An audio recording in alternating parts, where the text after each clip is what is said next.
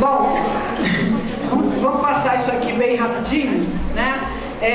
Eu esqueci ontem de pegar apostilas desse encontro para trazer para vocês, infelizmente, muita coisa.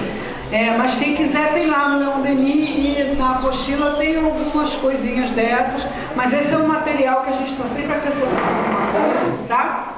E essa é a frase de Louis Pasteur: um pouco de ciência nos afasta de Deus, muito nos aproxima, né? Que é assim uma reflexão para as pessoas que se utilizam do conhecimento científico para se colocar em posições materialistas. É porque está faltando ciência.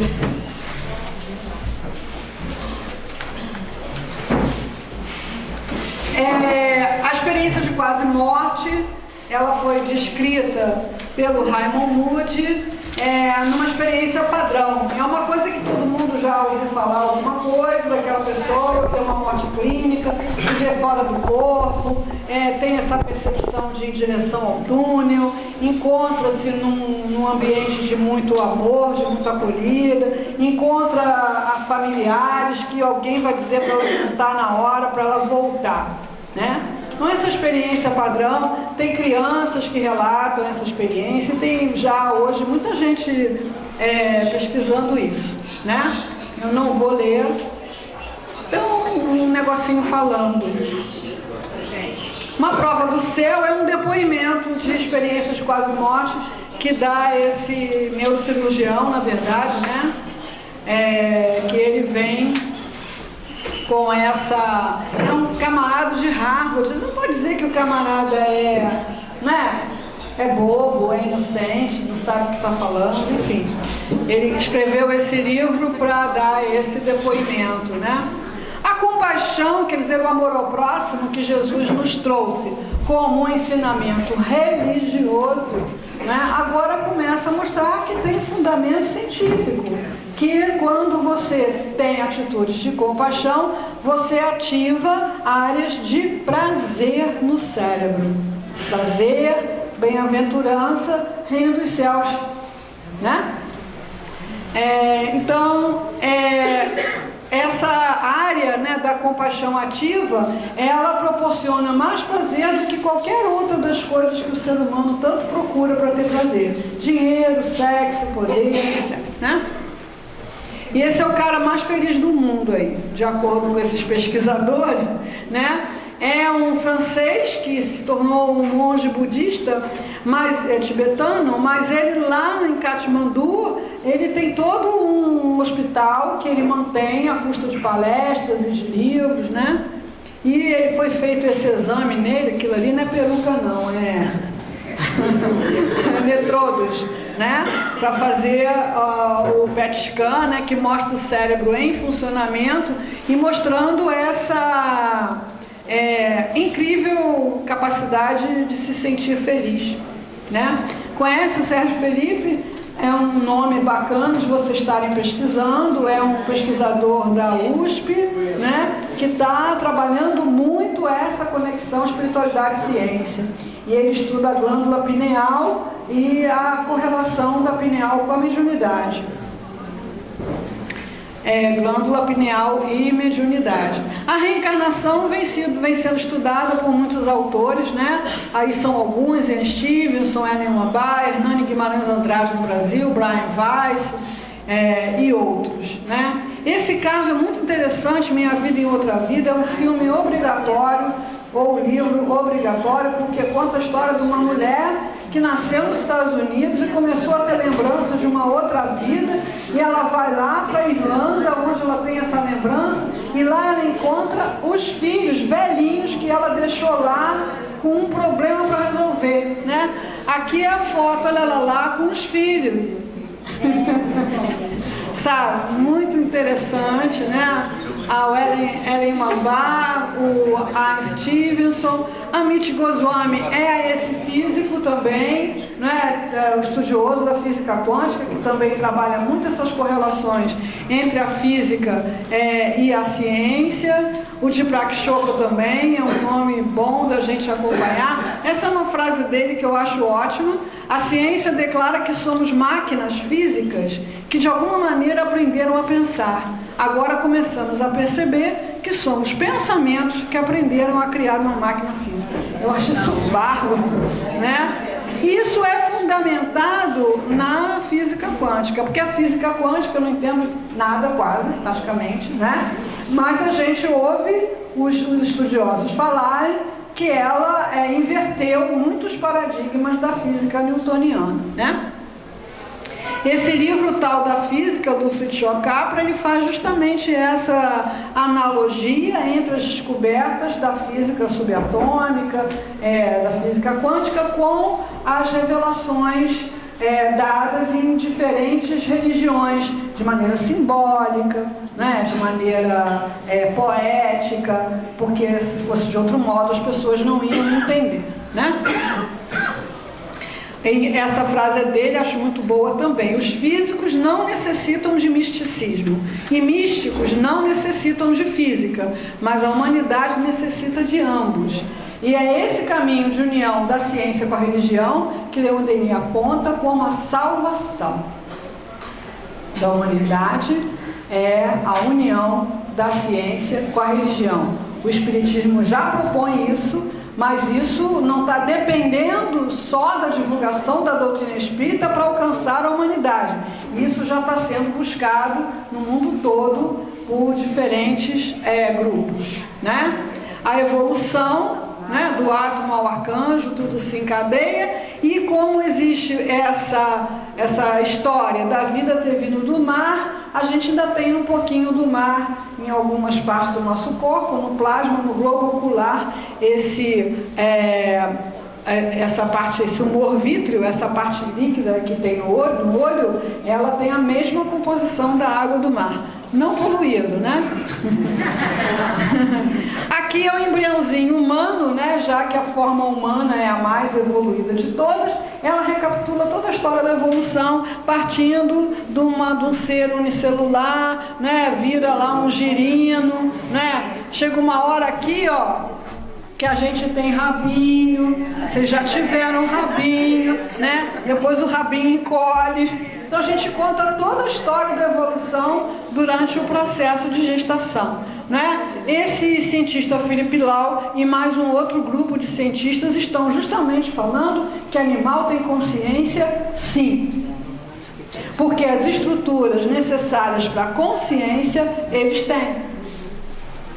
Então, isso causa uma revolução tão grande na nossa forma de lidar com os animais que o negócio, imagino o grau de patrulha que ele enfrenta, né? Mas não está nem aí não, está estudando, está pesquisando e está comprovando, né? É o gene de Deus, né? Raízes biológicas explicariam de onde vem a inclinação humana para a religiosidade e como o cérebro experimenta transcendência.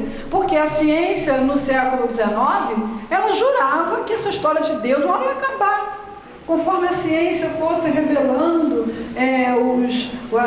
as coisas da natureza, só que isso não acaba. Todo ser humano, mesmo materialista, está em busca. E isso já encontra uma repercussão na genética, né? Então, esse cientista que pesquisa essa genética, ele fala que nós temos genes que facilitam que pensemos em Deus, ou que pensemos em Deus, ou que imaginemos que exista um Deus. Biologia da Crença é um livro também, eu acho também muito obrigatório, porque essa genética, ela foi trazida como uma coisa tão determinante, quer dizer, você é o que os seus genes fazem de você, e isso é extremamente materialista, né? Quer dizer, eu não tenho responsabilidade nenhuma pelo que eu sou, é o meu gene que era assim, né? E aí ele já mostra conceitos mais modernos da genética que mostram que há outros mecanismos que regulam o gene, né? O ponto de Deus no cérebro, né? esse ponto de Deus se ilumina durante uma sessão de tomografia cerebral, quando o paciente é estimulado auditivamente por assuntos transcendentais. Então bota aquela peruca no cara, né? E aí ele ouve preces, ele ouve os nomes de Deus, e aí essa área é ativada, né? Então descobriram essa área, né? E hoje se fala nessa terceira inteligência, que é quem tem essa área mais ativada, né? Que são realmente aquelas pessoas de uma fé esplendorosa, né? Olha só o Kepler 186F. Não é? E eu já li essa semana que já tem mais 8 desses aí fotografados, né? Então mesmo uma vida semelhante à da Terra, a gente já vê que é bem possível, né? Sobre a pluralidade dos mundos habitados. Isso aí é só uma entradinha, né? No caminho que está tomando esse aprofundamento do estudo da matéria. Então, a gente veio de moléculas a átomos, de átomos a partículas, dentre elas o núcleo, né? Do núcleo as partículas subatômicas, né? E agora estão indo para esse negócio de supercordas. Para quem gosta dessa área, eu recomendo um filme que tem no YouTube, do programa que foi passado no canal Futura, O Universo Elegante. Porque essa coisa é mostrada de maneira ilustrada, então fica mais fácil da gente entender, né? Mas é a busca de uma lei única que explique todos os fenômenos da natureza. Cientistas estão procurando essa lei única, que Leon Denis já fala que tem, lá no Grande Enigma. Só que essa lei, essa teoria que eles estão pesquisando, que explica tudo no universo, todos os problemas do universo, ela obriga a existência de 10 dimensões, mais a dimensão tempo. Então, aonde estão os nossos amigos espirituais agora?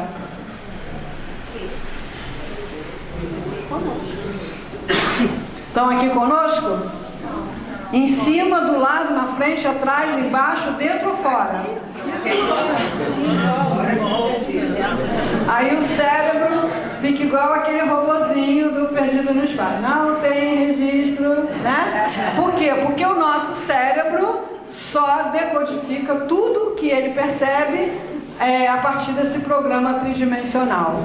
E a espiritualidade, os mundos espirituais, toda essa outra realidade está em outra dimensão, né? E através das supercordas eles já estão chegando aí. Muita gente acha que nosso lar fica em órbita da Terra, né? Aí devem estar incomodados, porque ficam mandando essas estações espaciais, satélites para lá, né? Tem que estar varrendo lá a órbita, porque vai que caiu no Ministério da Regeneração, né? Então lá no Universo Elegante, eles mostram isso com um pão de forma, aonde cada fatia é um universo, né? Estão todos em contato, mas não se misturam, né? O universo começa a parecer-se mais com uma grande ideia do que com uma grande máquina. Então, essa ideia de máquina é a ideia científica do século XIX, que ainda acompanha muita gente hoje. O corpo é uma máquina, o sistema planetário é uma máquina. Não são máquinas, são ideias. É uma coisa muito mais próxima do que seja Deus do que a ideia de máquina, né? Então a frase de David Bohm, também cientista, prêmio Nobel, né, de umas coisas muito legais. É isso. Gostaram? Tá bom? Vamos botar de novo os nossos grandes problemas a partir de onde a gente parou?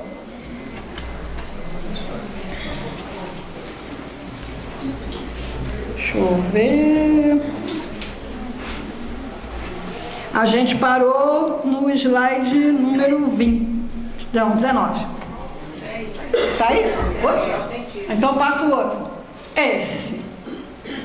Aí eu vou pedir que vocês anotem em algum lugar o que para você hoje é um grande problema. Seu. Alguém quer? Papel, lápis? Acho que todo mundo tem.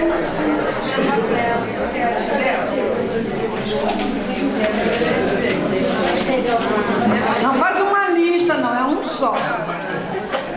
A gente vai trabalhar com esse um só. Depois você pega toda a sua lista e trabalha os outros.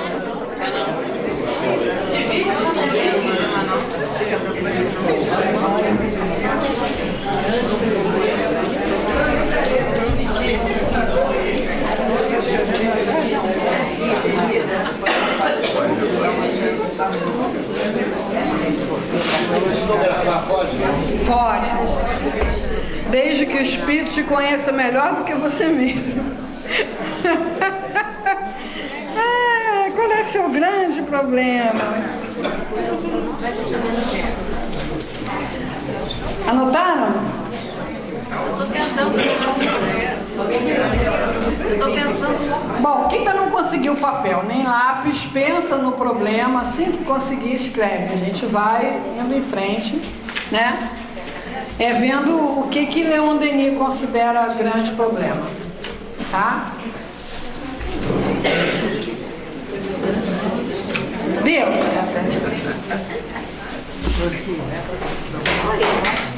Seu. Problema seu. O que para você é um grande problema. Para você. Se você não tem um grande problema, o que para você é um problema? Se você não tem problema, o que para você é um probleminha? Tem que ter um problema. Tem que ter um problema. Tem alguém que não tem problema? O que a gente viu lá na primeira parte? No estado evolutivo em que a gente está, a gente tem sempre aprendizados a realizar. Sempre. Tem sempre alguma coisa incomodando, cutucando, para a gente aprender alguma coisa. Né? E é engraçado como a gente gosta de genérico, né? Hoje em dia tem muita gente estressada? Tem. E como vamos resolver isso? Colorindo. Vamos colorir jardim secreto. Jardim secreto. Florzinha. Vai acabar com os... Então a gente precisa saber por que a gente fica estressado, ou muito estressado, ou com tanta frequência, e ver o que precisa aprender, né? Ela vai pintando, né? Vai procurar fazer alguma coisa para não ficar estressado. Pois é, mas não pode ser qualquer coisa, né? Bom, esse é um problema para Leon Denis. Deus é uma pessoa? Não. Que é Então ele não é ninguém? Não, ninguém não. Ele é alguém? É o Criador, é uma pessoa? É uma energia? Então ele não é pessoa. Os espíritas têm assim o hábito da escritura sagrada. Então qual é o hábito da escritura sagrada? O que está no livro sagrado a gente não discute. Que nem o mistério da Santíssima Trindade, a gente não discute, né? Que nem aquela história do Noé que colocou um casal de cada espécie dentro de uma barca. A gente não discute, né? Será que ele botou um casal daquele dragão, não sei de onde também? Botou um casal daquele? Botou um casal de tubarão? Botou um casal de mosquito? Né? Então, não discute isso, menina. Está lá na Bíblia. Está na Bíblia, não discute. Aí a pessoa se torna espiritólica. E aí ela já sabe o que é Deus. O que é Deus? O que é Deus? Deus, inteligência suprema do universo. Pronto. Soberanamente, bom, justo. Já sei o que é Deus. Já sabe? Não sabe. Não sabe. É o que você pode saber por enquanto. Agora, como é que você vai saber desse conhecimento para um mais avançado? Vamos esperar a quarta revelação. Você vai sair desse estado para um estado mais avançado, estudando, pensando, filosofando e experimentando. Então, essa é uma das grandes questões da filosofia. Deus é uma pessoa ou não é uma pessoa? Se você diz que é uma pessoa, isso traz um monte de problema filosófico. Se você diz que ele não é uma pessoa, isso traz um monte de problema filosófico. Vamos ver como é que Leon Denis resolve isso, né? Não dá para conceber a inteligência sem personificá-la num ser. Mas esse ser não vem se juntar à cadeia dos seres. Ele é o Pai, a fonte da própria vida. Não se deve entender personalidade aqui no sentido de um ser que possui uma forma, um velho barbudo ou uma grande mãe cheia de tetas, né? Mas muito mais como o conjunto das faculdades que constituem um todo consciente. Eu posso ler esse negócio que Leon Denis escreveu aí e não entender nada, entender mais ou menos, como eu posso, a cada vez que eu ler, entender um pouco mais. Mas jamais me desinteressar do estudo da causa primária como inútil e cognoscível, segundo a expressão dos positivistas. Então, o que é que diz o positivismo ou o materialismo? Ou Deus não existe, ou não dá para eu entender desse negócio, então deixa isso para lá, vou me ocupar de outra coisa. Se a gente não pensar sobre isso, a gente não amplia a nossa compreensão de Deus, né? A busca de Deus impõe-se. A busca. Nós estamos buscando Deus? Sim.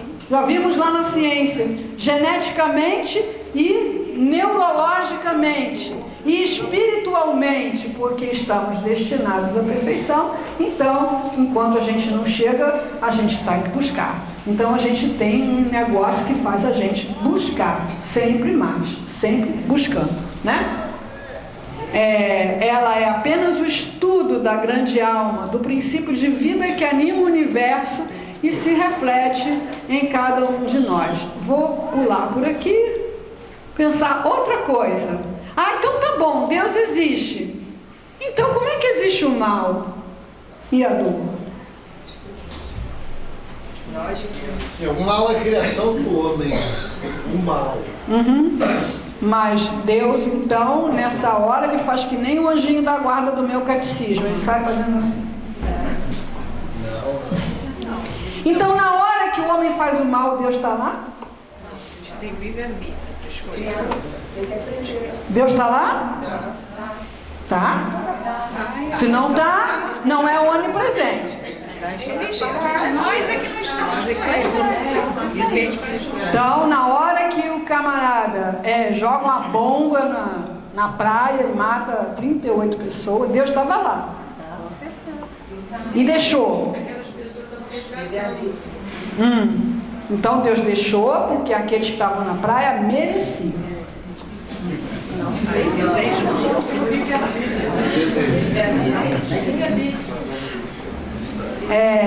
Então ele deu um negócio pra gente que ele não controla. Ele deu para nós um negócio que ele não controla. Ele deu para nós um livre-arbítrio que faz a gente fazer coisas contra a sua vontade. Ele então planejou isso. Criatura sádica. Não planejou? Então ele não é onisciente. Então vamos lá. O mal existe?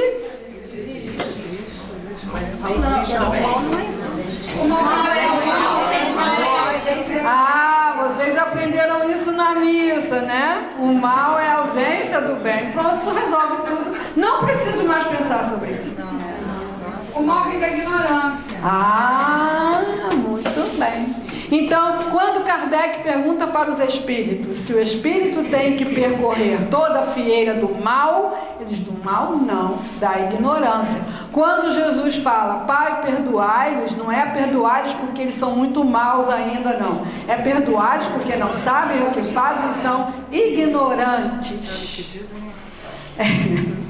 Ignorância. Então, o mal, na verdade, é a manifestação da ignorância, e com isso a gente resolve mais ou menos a presença de Deus em toda a criação, inclusive naquelas situações que nós chamamos de mal, mas que são que a ignorância, e causa justamente a dor, né? Deixa eu ver aonde é que tem aqui. Então, existe uma causa oculta infinitamente sábia e poderosa. Estamos habituados a datar a vida do nascimento, da aparição do ser para a luz, mas a vida tem seu ponto de partida muito mais distante. Então, quando eu digo que existem flagelos e por isso Deus não existe, eu estou manifestando a minha ignorância, a minha interpretação falsa do objetivo da vida. Aquele Deepak Chopra, ele publicou um livro sobre Deus, bem grandão assim, 10 histórias de revelação de Deus para o homem. E tem lá a história de um guru indiano que vai conversar com um jovem que tinha muito medo de morrer. Eu adorei isso, né? Então ele diz assim, sabe por que você tem medo de morrer? Porque você acredita que você nasceu. Disseram para você que você nasceu e você acreditou. Em alguns casos mostraram até a foto, né, da gente quando nasceu, né? E a gente acredita nisso. Mas a gente nasceu?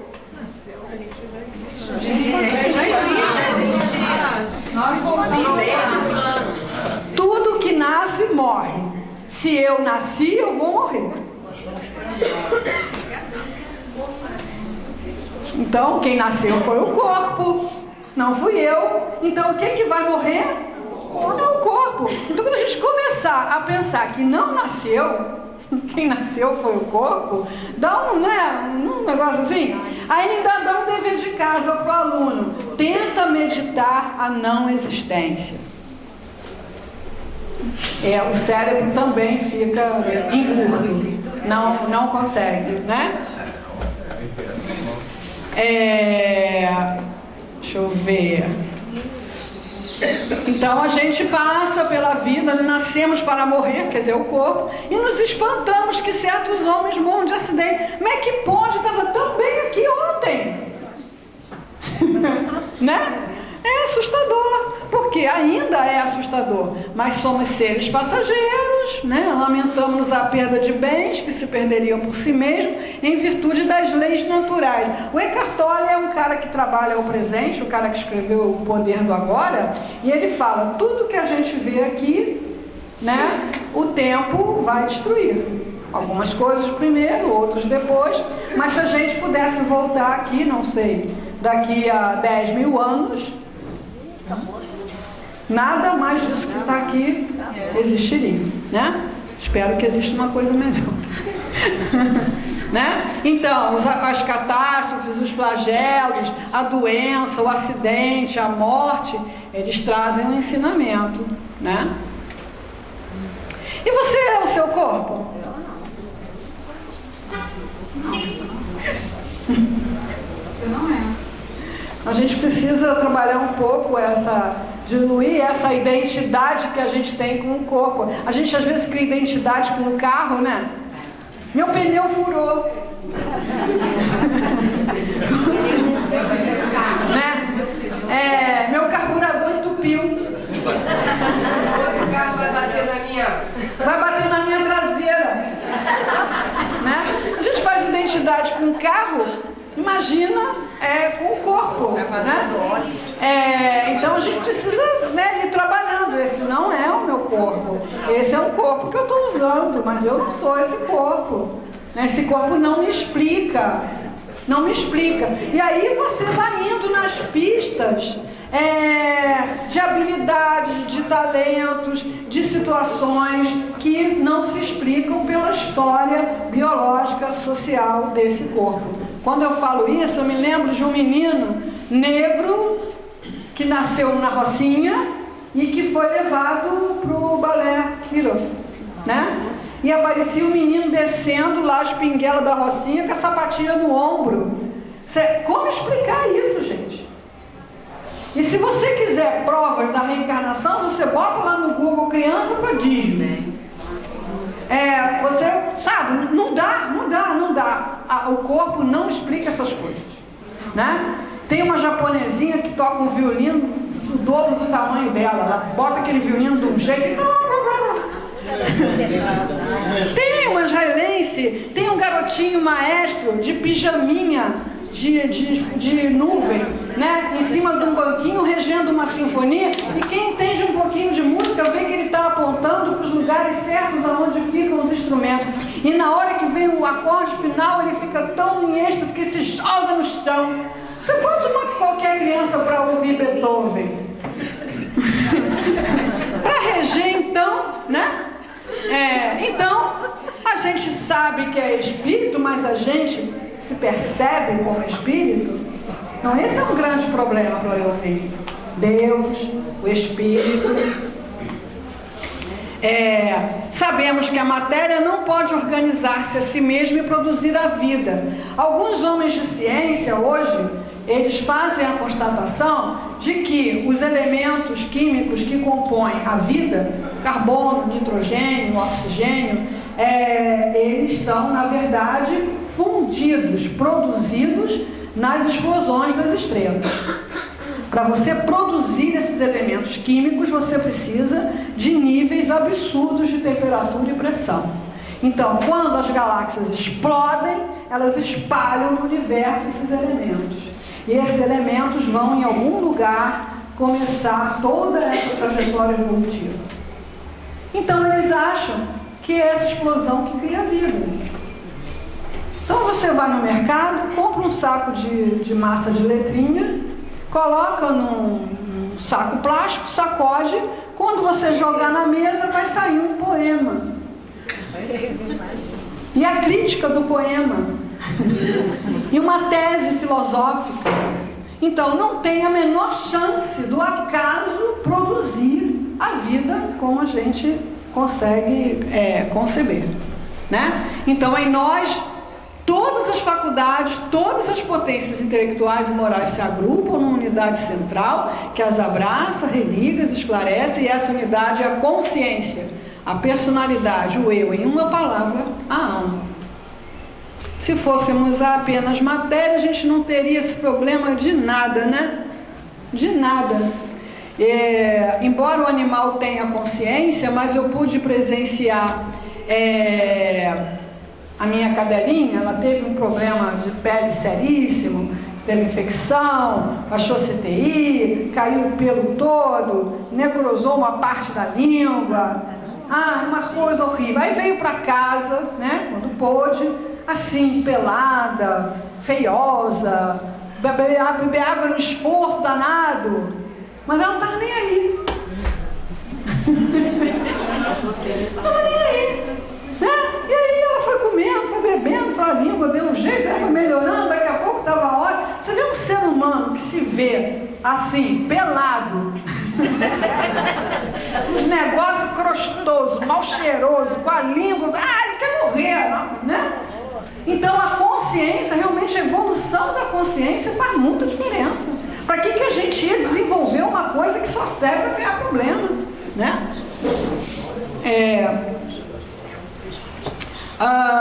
Então assim, a morte é um grande problema. Se a morte acabasse com tudo, por que a gente sempre quer melhorar? Né? Sempre quer melhorar alguma coisa, quer melhorar de vida, quer melhorar de aparência, quer melhorar de relacionamento, quer melhorar para quê? Você vai morrer logo? Não vai melhorar nada, né? Do jeito que tá bom, né? Haja vista a proliferação dos salões de beleza. E academia.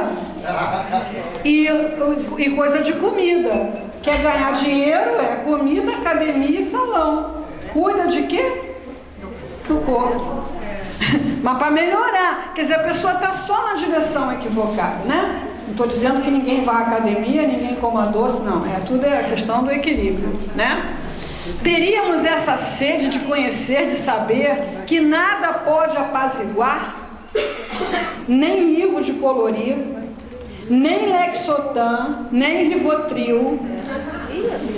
Você tem uma inquietação interna que só quando você aprende algo mais, quando você desenvolve alguma virtude, quando você amplia algum conhecimento é que acalma.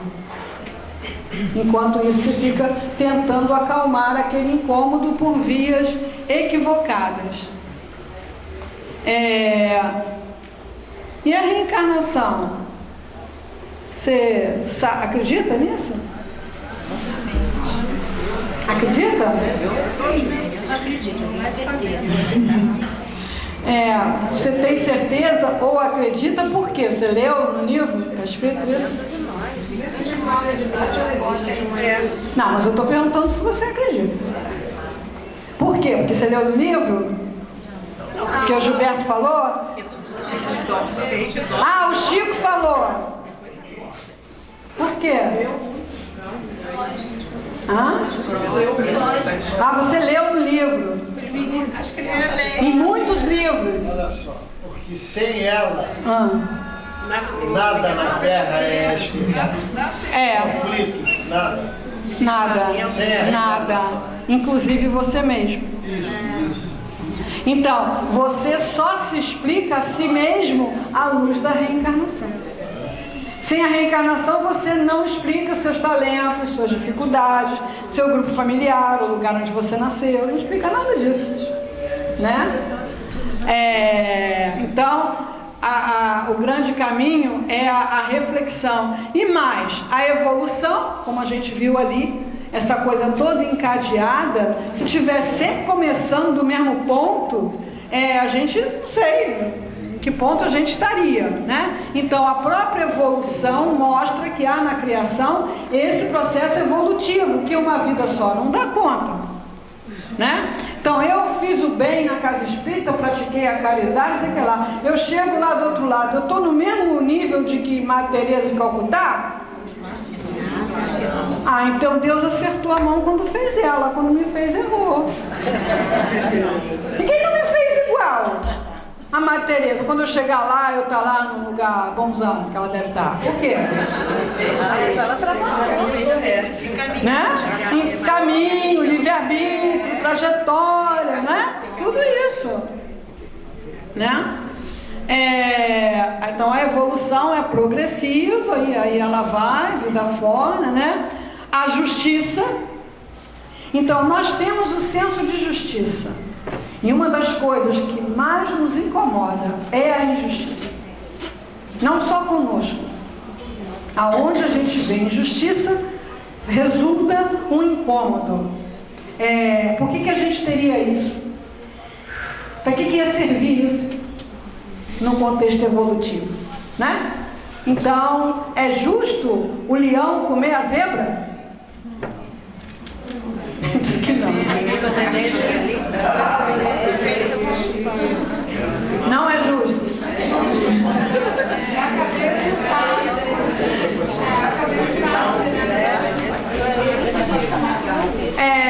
A gente pode não gostar da cena, né, de ver o leão comer a zebra, mas se a gente assistir uma pessoa, por exemplo, derrubar e roubar um cadeirante, né? Dá vontade de linchar a criatura, né? Então nós temos o senso de justiça. Para que isso ia servir? Antes do aparecimento do Espírito na criação, esse senso não se manifesta. O leão não se sente nem um pouco culpado de ter abatido algumas zebras de gnus, filhotes, adoro filhote não sabe correr, né? Sim, né? É justo o miquinho pegar o ovo que o passarinho botou no ninho?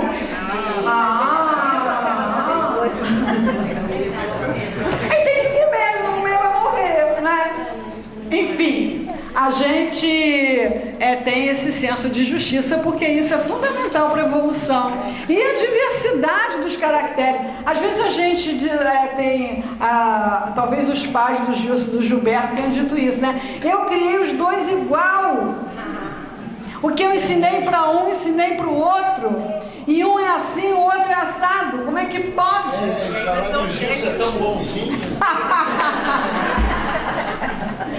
Então, gente, a gente não pode criar dois irmãos, mesmo gêmeos, igual.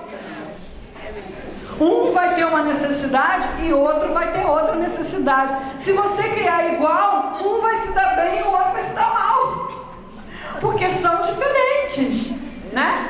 Então, a diversidade dos caracteres também fala a favor do quê? Da reencarnação. Porque ultrapassa a genética.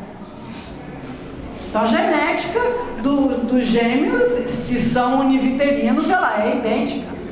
Olha, a minha mulher, quando quer mostrar os meus defeitos... Compara com o Gilson. Que ela dá o exemplo do Gilson.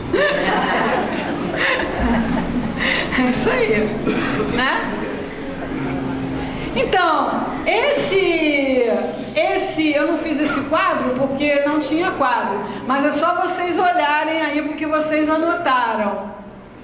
Esse pacote de conhecimentos, essas soluções para esses problemas, tem alguma relação com o que vocês anotaram aí?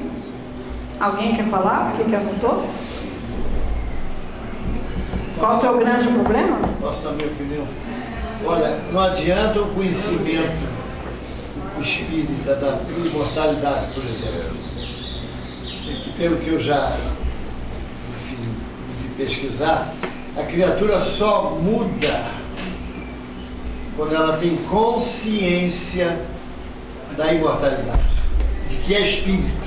Mas isso demora, Gilberto. Pois é, não, mas ela vai aos pouquinhos. Bom, foi esse o peixe que eu vim vender hoje. Espero que esteja fresquinho. Só muda quando ela tem consciência de espírito. Não, aquilo que você falou, que não é carro, bateu na traseira. Isso aí. Então vamos lá, alguém quer falar o grande problema que anotou? Estão tímidos? Eu vou falar, então já que quiser prestar. Estão tímidos? Eu tenho um defeito que me incomoda. Por exemplo, eu às vezes, eu falo a coisa certa para o colega, mas de maneira errada. Entendeu? A coisa está certa, mas eu sou impulsivo, sou impaciente. Quer dizer, então, um grande problema é a emoção. Impaciência. Então, saber que Deus é bom, é justo, né, essa coisa toda, ajuda você a lidar com esse problema. Saber da reencarnação ajuda você a entender esse problema. Saber da imortalidade ajuda você a lidar com isso. Saber que é um espírito ajuda você a lidar com isso. Explica. Então eu vou dar uma dica para quem tem o mesmo problema do Gilberto. Aprendi com uma aula sobre um filósofo, porque filósofo eu só entendo através de aula. Henri Bergson. E ele falou assim: quando você responde de imediato, você não é livre. Porque você vai responder de acordo com a emoção. Você não tem liberdade, você não escolhe. Então você tem que criar um tempo de indeterminação. Não determina o que você está sentindo nem pensando por um tempo. Quanto maior esse tempo, mais liberdade você tem de escolher o que você vai dizer, né?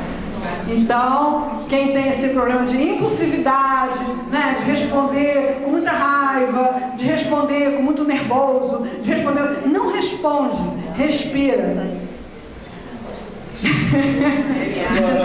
Vai começar, vai beber água da paz, né, do Chico, fica com a água, né, nem bebe, fica com a água na boca. Mas eu acho que eu estou melhorando um pouquinho, não estou melhorando um pouquinho. Gostei da democracia. Quer falar? O microfone, tá? Ou eu repito aqui. Não? Estão tímidos? Não sei se é problema, não. Mas como não sabe? Gente, não para escolher uma coisa que fosse problema para você. Manter a fé nas minhas filhas, que elas, por eu ser religiosa, elas ficam meio avessas. Não, mãe, porque toda a família tem problema. Eu brigo, eu boto para estudar, então muita religião não combina, não é com esse seu jeito, seu nervosismo. Então eu não quero saber. E esse é o meu problema. Não sei se é problema. Então, assim, olhar para essas filhas sabendo que elas estão sob o olhar de Deus, não importa o que elas sintam e pensam nesse momento, né? Saber que são espíritos em evolução. O que não aprenderem agora, aprenderão em algum momento. Saber da imortalidade, então elas têm toda a eternidade para isso. Então tem que pegar esse pacote de conhecimento e aplicar, né? Agora, adolescente é meio Che Guevara, assim, né? Ai, governo, sou contra.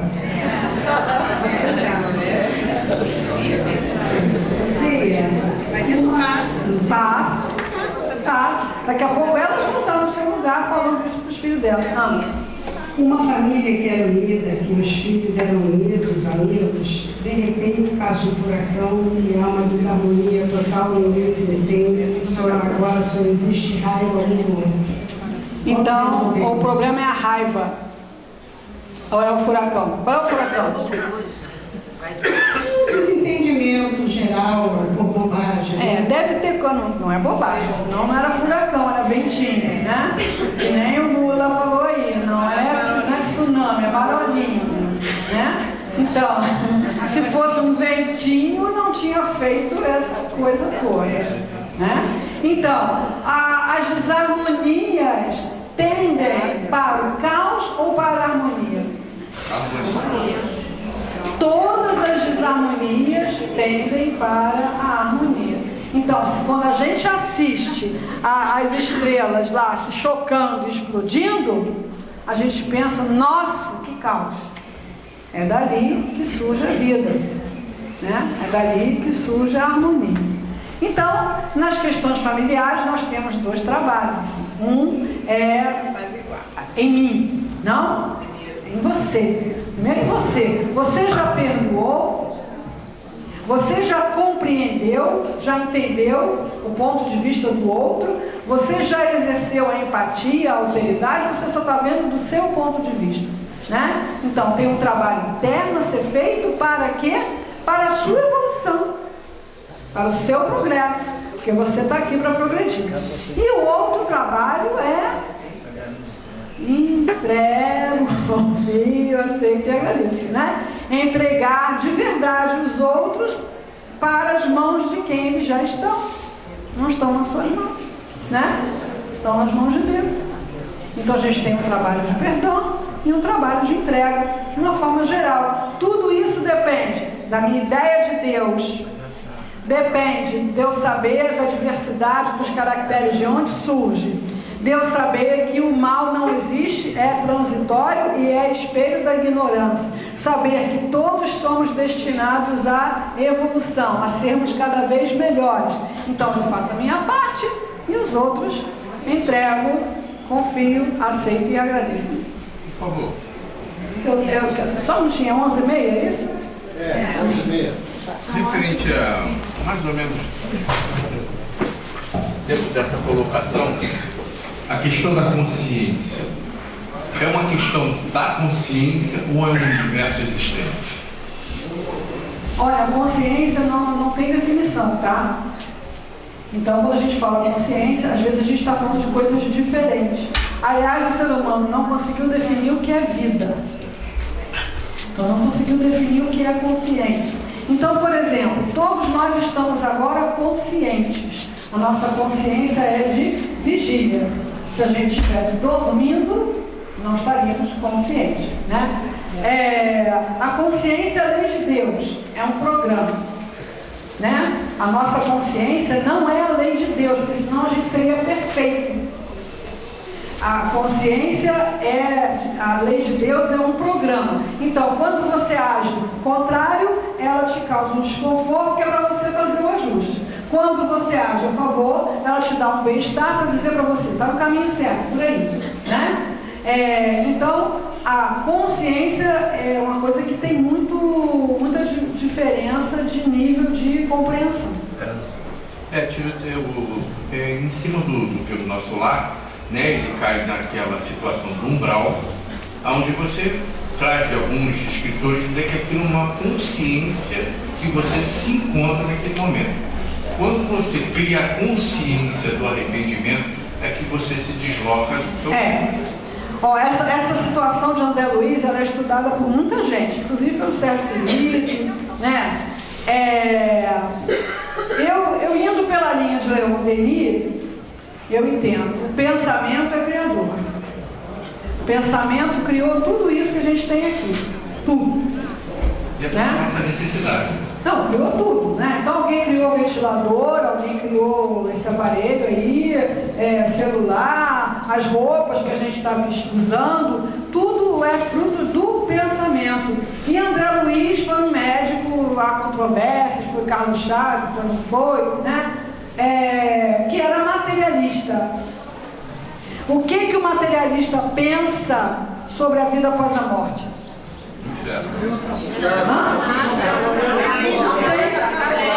Ele pensa que vai. Nada.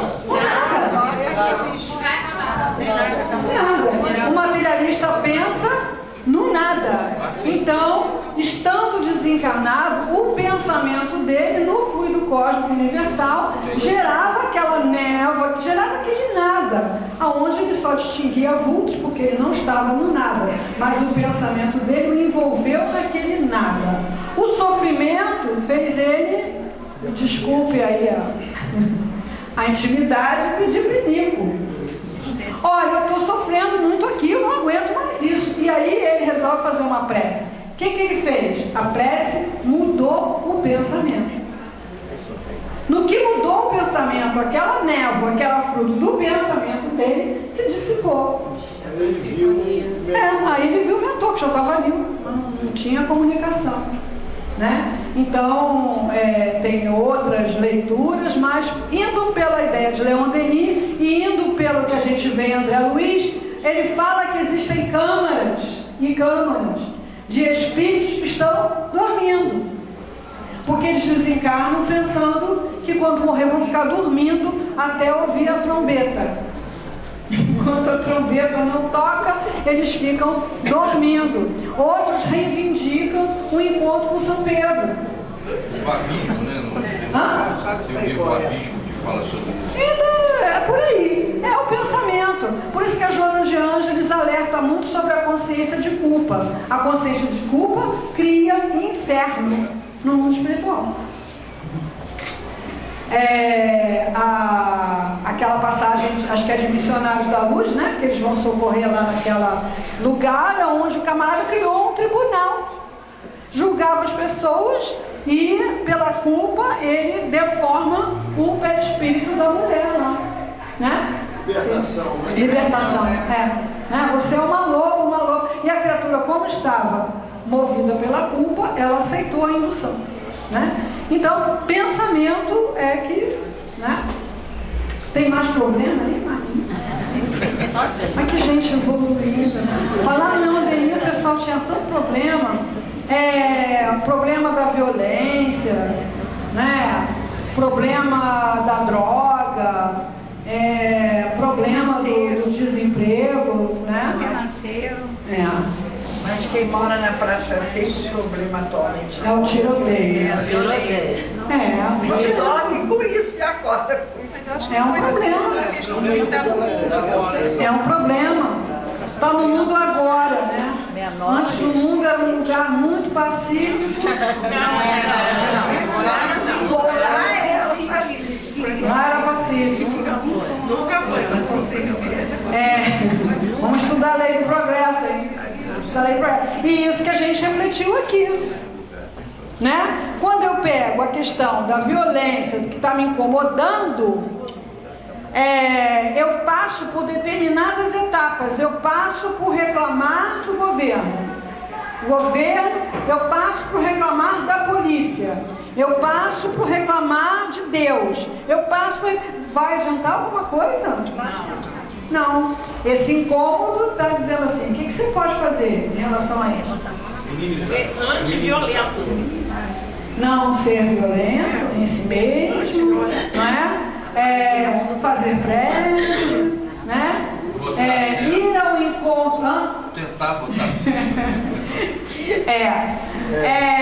Ir ao encontro das pessoas que já estão com a mão na massa, porque tem muita gente fazendo trabalho comunitário, muita gente, né?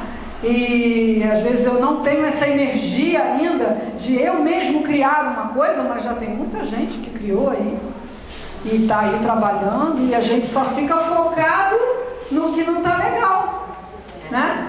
Mas tudo está sobre o olhar de Deus, tudo está no processo da evolução, todos são espíritos destinados a crescer e a melhorar sempre. Então, o que me cabe? Fazer a minha parte, né? Em relação às drogas, tem muita gente trabalhando nisso. Pegou o seu baldinho e a pegando o seu baldinho, né? Fazendo a sua parte. Fica mais fácil você ficar na zona de conforto reclamando. Pior que não é fácil. Essa zona de conforto é uma cama de prego, né? Mas eu fico lá, eu já conheço esse prego aqui, esse aqui não espeta muito, né? Mas a questão é, o incômodo vai aumentar até que se faça alguma coisa. Então, da onde surgiu a Cruz Vermelha Internacional? Da guerra. Então, assim como tem as associações das nações para a guerra, a Cruz Vermelha é uma associação das nações para a paz. E na época lá em que estava se tentando socorrer os palestinos lá na faixa de Gaza, eu descobri que tem uma associação muçulmana também, o Crescente Vermelho, que não é terrorista não, é uma Cruz Vermelha muçulmana. E eles foram bombardeados juntos, tentando socorrer o pessoal lá em Israel, né? Existem as organizações de direitos humanos, que eu já conheci algumas pessoas que são ligadas a essas instituições, que trabalham para que os direitos humanos sejam respeitados em delegacias, prisões, países onde há ditaduras, e eles têm que lidar com ameaças de morte, mas já estão preparados, como diz o Livro dos Espíritos, para executar esse papel na hora da criação. Médicos Sem Fronteiras, que a pessoa vai lá para o meio da África, ajudar aquela situação absurda, com risco de ser sequestrado, de ser morto, mas estão lá, né? Doutores da Alegria, né? Que conseguem ver e assistir aqueles quadros tão dolorosos das criancinhas com câncer e fazer palhaçada, fazer graça, né, para aliviar o sofrimento. Então, tem muita gente organizada para o bem, muito mais do que a gente imagina. Então, da onde saiu tudo isso? Do incômodo. Do incômodo. Aí o incômodo vai aumentando, para propiciar que você faça o seu movimento. Mais algum? Você queria falar? Já passou? Esqueci. Fazendo um adendo. O incômodo, você vive, como ele falou, você coloca-se no casulo, né? Ali você tem tudo. Você quer a piscina, você quer uma sala, você quer um caviar, você quer um empregado, você tem. Só que isso aí vai virar um incômodo depois. Você não vai poder sair. Aí você começa a estruturar para que isso se estenda e abrange a todos, para que não tenha mais um incômodo. Mas mesmo lá, nesse lugar onde a gente se protege, o incômodo continua. Né? Porque ele chega pelo noticiário, pelas informações das outras pessoas. E porque você não vai poder viver acastelado ali, você vai ter que sair. Que se torna um pouco maior. Convivência. Acabaram os seus problemas de vocês? Não falam, né? Ok. Então, esse conhecimento da reencarnação na sua vida serve para alguma coisa? Serve para entender o problema dos outros? Entender problema, seu grande problema, seja ele qual for, sua grande questão, Tentar, a gente ainda está tentando, né? Ó, o tio vai dizer assim, não tente, consiga. Consiga. É diferente tentar por tentar e tentar para conseguir. É completamente diferente, né? Então, assim, eu vou tentar correr a São Silvestre. Aí eu passo o ano inteiro comendo pizza, cachorro quente, né? Não, mas eu vou tentar. No dia eu tô lá de tênis, camiseta. Você vai correr? Vou tentar. Não corre de 100 metros. Né? Agora, quem vai tentar para conseguir, vai passar o ano inteiro fazendo algo para conseguir, né? Exercício, alimentação, né? Checar, não sei o que lá, daí ele tem uma chance. Pode ser que não consiga, mas tem uma chance, né? Então, saber da reencarnação, de Deus, das leis morais, inclusive da evolução, do progresso, tem que entrar na nossa razão, no nosso olhar crítico, quando a gente olha para o mundo. Se não entrar, não está fazendo efeito. Tem que parar, pensar tudo. Então, o espírita pode endossar o discurso de que esse mundo está cada vez pior? Não. Kardec perguntou isso para os espíritos. Ele já estava achando que o negócio estava muito ruim lá em 1800. Né? Os espíritos falam assim: você está enganado. Está enganado. Observa, estuda a história da humanidade, observa. Então, quando o espírita recebe alguém que diz para ele, esse mundo está horrível, né? E o espírita diz assim, sal que perdeu o sal, serve para nada, né? Mas hoje em dia todo mundo está ansioso, não é? Não. Agora lembrei da minha netinha. O meu filho, ele é pediatra, então ele assumiu todos os cuidados da criança, né? Inclusive pentear o cabelo, botar tic-tac. Aí um dia a gente estava comentando isso, aí ele estava lá botando tic-tac no cabelo dela. Aí ele falou assim, pois hoje o papai cuida de você. Quando o papai estiver velhinho, você vai cuidar do papai, não é? Ela parou, pensou. Não, eu vou casar com um rapaz. Você está me alugando para cuidar de velho? Não. Uns 5 anos. Né? A gente se surpreende muito, né? Porque a infância está diminuindo. Isso não está previsto no livro dos Espíritos? Está previsto. A infância. Vai falar com uma criança hoje, ela vai olhar para você, esse cara é maluco. O débil mental, né? O vocabulário é correto, é perfeito, né?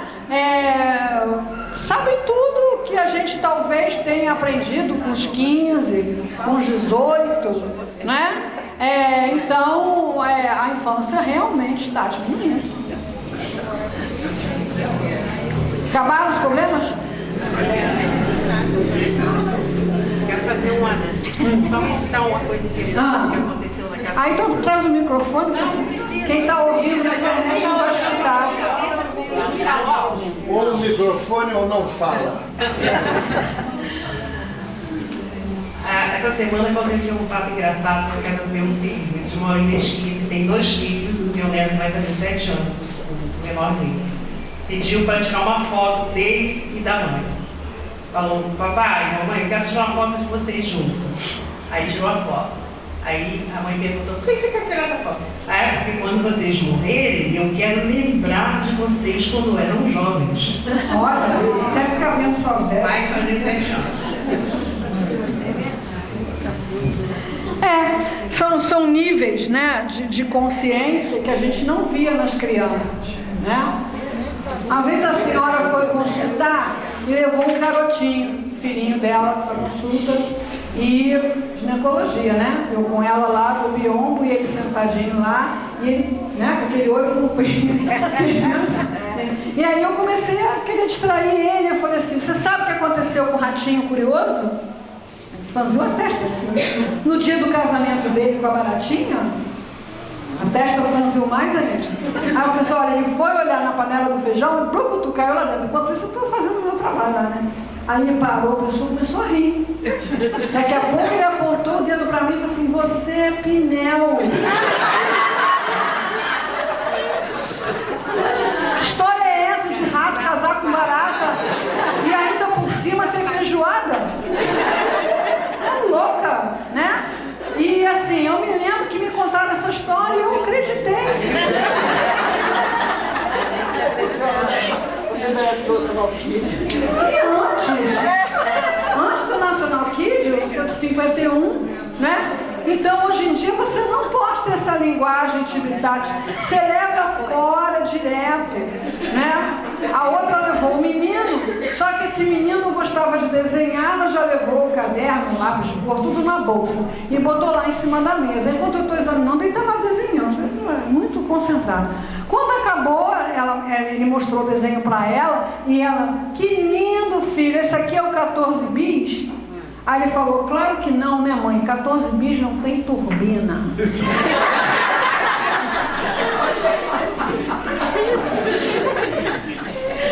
Então, se existe profecia, né?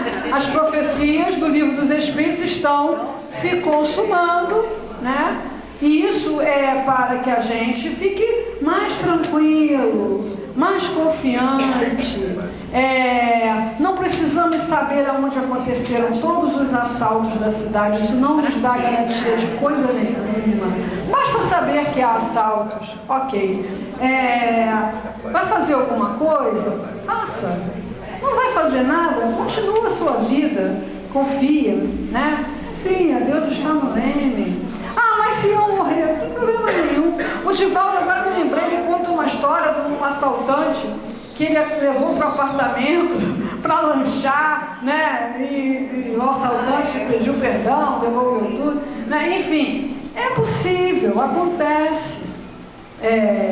Quem já foi, quem já passou por essas situações, assim, mais críticas, né? De assalto, de acidente, de complicações médicas mais graves, nessas horas a gente sente que é carregado, sente nitidamente que você não está sozinho. É um negócio assim tão bonito que quase dá vontade de acontecer.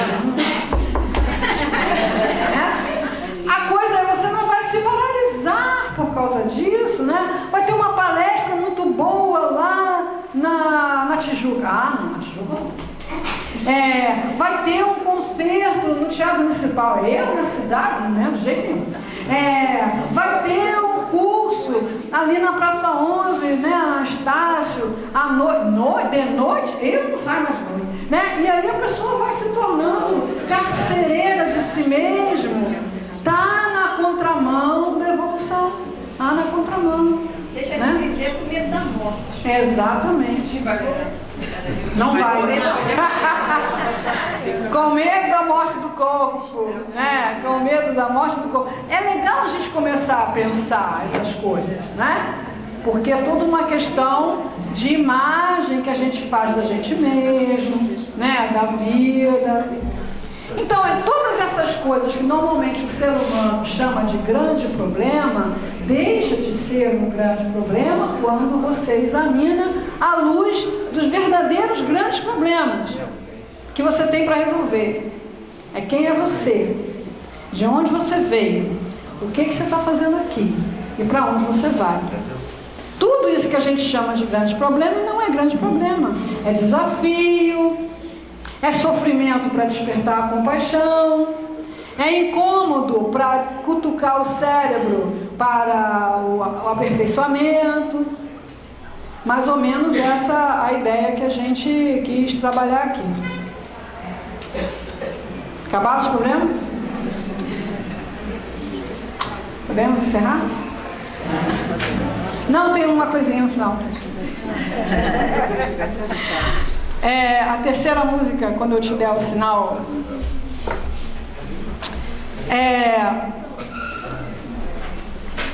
o texto. Eram 2 livros, né? Eram 2 livros. Um dos livros é a obra divina. A gente consultou esse livro aqui no início, tá? O outro livro é o santuário, está no santuário íntimo. Deus está em nós. Pelo menos em nós há um reflexo dele. Ora, o que não é, não pode ser refletido. Então, segundo Leon Denis, nós estamos refletindo Deus. Deus está em nós. Então nós podemos conversar com Ele. Podemos? A gente vai fazer um exercíciozinho desse, com esse problema que você pegou aí, pensou, está no papel, ou está na mente, ou outro qualquer que você agora resolva que seja mais incômodo. Vamos ver se ele responde. Tá bom? Então, se puder tirar a bolsa do colo.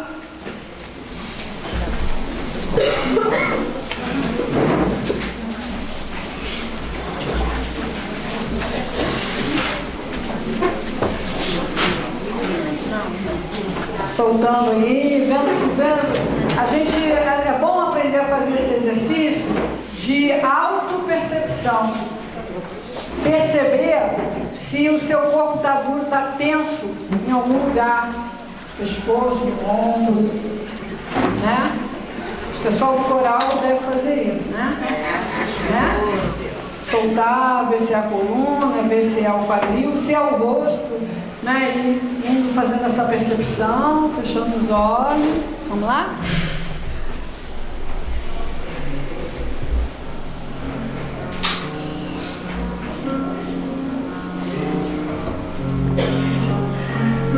Respira.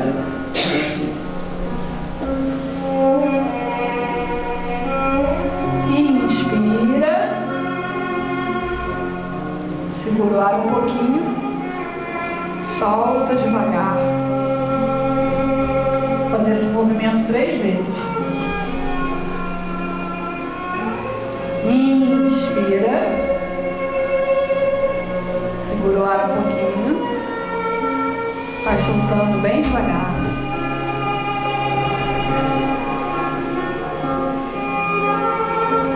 Inspira.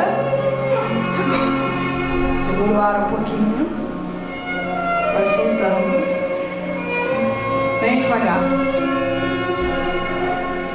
E traga para o seu pensamento um lugar de natureza que seja particularmente querido pelo seu coração. Uma praia, uma floresta, uma montanha, um jardim. Traz esse lugar para sua mente com o máximo de detalhe. As cores, as formas. Sinta o vento, os aromas.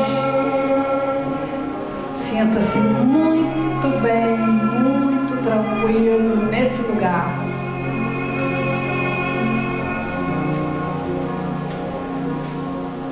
Aos poucos, você vai perceber a aproximação de alguém muito querido, muito amigo. É alguém que Deus enviou para estar com você nesse lugar.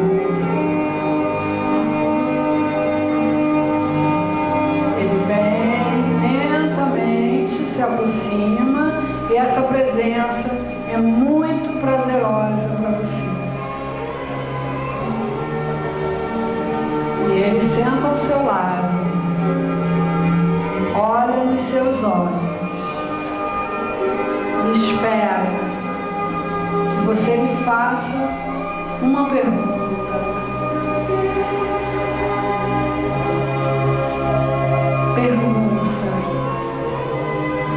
Pergunta de peito aberto, sem censurar, sem criticar, sem medo. Pergunta o que você quer saber.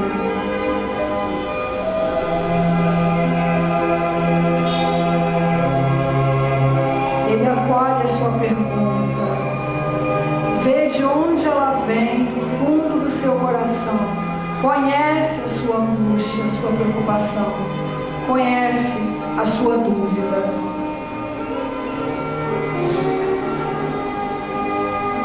E ele vai responder. Preste atenção. Ele vai responder com uma palavra.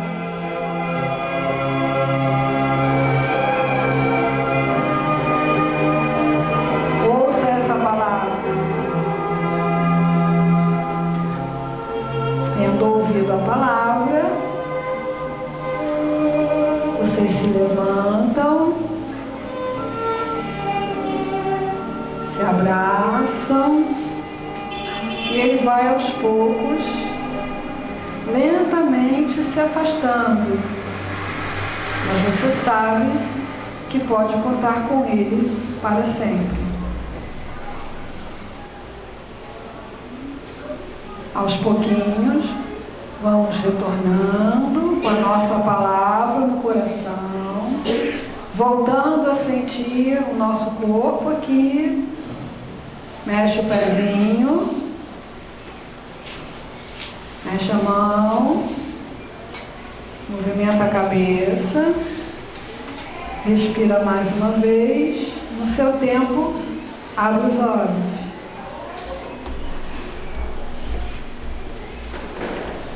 Alguém não ouviu? Todos ouviram? Eu só ganhei um beijo. Tá bom, é o que você vai ter para dar.